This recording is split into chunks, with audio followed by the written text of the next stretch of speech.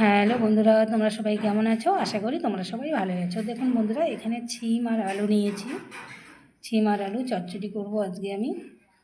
তো ছিম আর আলুটাকে কেটে নেব। আজকে আমি নতুনভাবে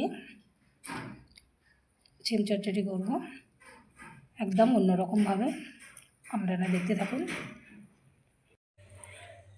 দেখুন, আমি ছিম আর আলু এইভাবে কেটে নিয়েছি, লম্বা লম্বা করে আলু আর ছিম।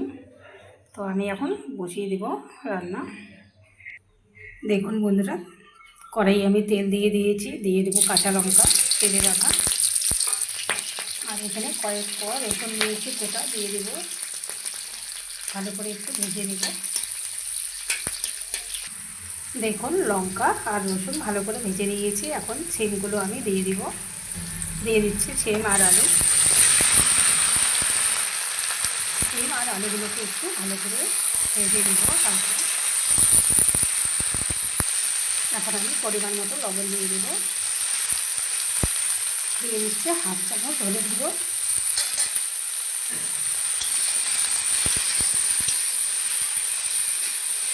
আর একটু ভালো করে ভেজে নেব।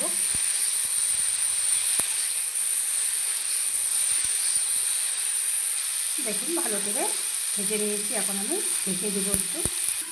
বন্ধুরা দেখুন, চচ্চড়ির জন্য আমি একটা মশলা বানিয়ে নিয়ে নিয়েছি এখানে রসুন। আর এখানে নিয়ে নেব চারমগজ, 2 চামচ নিয়ে নেব। 1 চামচ দিয়ে দেবো কালো সাদা সরিষে।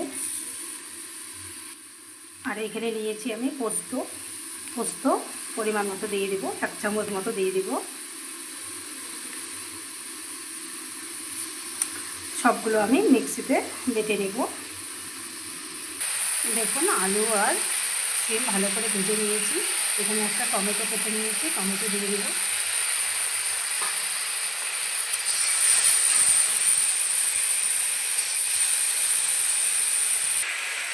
দেখুন বন্ধুরা, মশলার পেস্টটা আমি বানিয়ে নিয়েছি। এদিকে দেখুন, সিম আলু আমি ভালো করে ভেজে নিয়েছি। এখন মশলার পেস্টটা দিয়ে দেবো।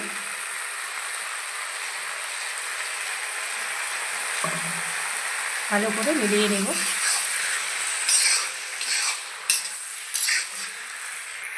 দেখুন, ভালো করে মশলার সঙ্গে মিশিয়ে নিয়েছি। এখন আমি মিক্সির বাটি ধুয়ে একটু জল দিয়ে দেবো। বেশি জল দেবো না, আলু সেদ্ধ হওয়ার মতোই জল দেবো। কারণ সিম ভেজে নিয়েছি, প্রায় সেদ্ধ হয়েই গেছে, আর একটু লাগবে।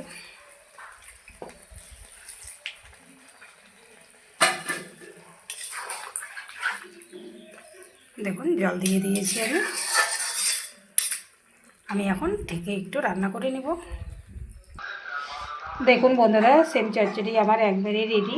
সিম চচ্চড়ি হয়ে গেছে, নামিয়ে নেব। কত সুন্দর মাখা মাখা হয়েছে দেখুন। দেখুন বন্ধুরা, চচ্চড়ি আমার একদম রেডি, নামিয়ে নিয়েছি। দেখুন কত সুন্দর হয়েছে, দেখুন একদম মাখা মাখা। বন্ধুরা, আপনারা এইভাবে একবার বাড়িতে বানিয়ে খাবেন, খুব ভালো লাগে খেতে। তো বন্ধুরা, ভিডিওটি আজকে এই পর্যন্ত শেষ করছি। আবার কোনো নতুন ভিডিও নিয়ে দেখা হবে। টাটা বন্ধুরা, সবাই ভালো থাকবেন, সুস্থ থাকবেন।